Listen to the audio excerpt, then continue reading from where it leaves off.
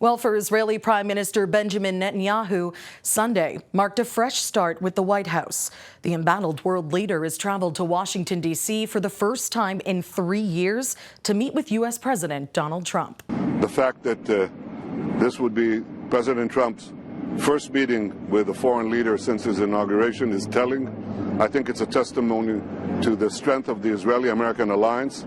It's also a testimony to the strength of our personal friendship. The Israeli Prime Minister speaking to reporters before boarding his U.S.-bound flight from Israel's Ben Gurion Airport, saying the pair plan to discuss a plethora of critical issues. A victory over Hamas, achieving the release of all our hostages, and dealing with the Iranian terror axis and all its components. The Israeli leader also touting what he says are Israel's recent efforts to, quote, redraw the map.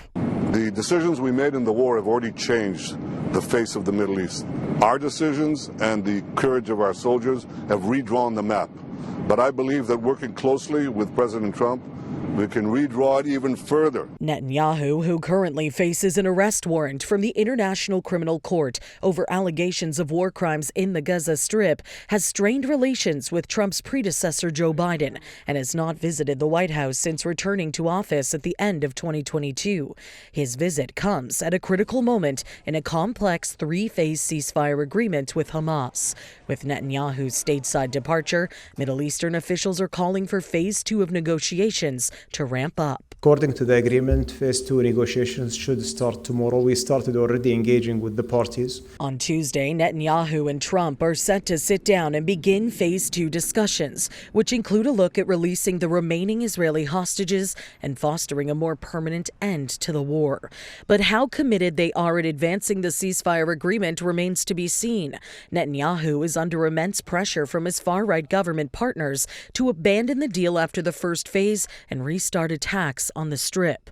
Trump, meantime, has given mixed signals on the prospect of a permanent end to the war. How confident are you, Mr. President, that you can keep the ceasefire in Gaza and conclude the 3 phases of the deal? I'm not confident. That's not our war, it's their war, but I'm not confident. Now, when it comes to current ceasefire operations, Saturday saw 3 Israeli hostages successfully released in exchange for dozens of Palestinian prisoners. However, Hamas is now accusing Israel of breaching the terms of the deal after an Israeli aircraft fired on what the military is describing as a, quote, suspicious vehicle moving towards northern Gaza.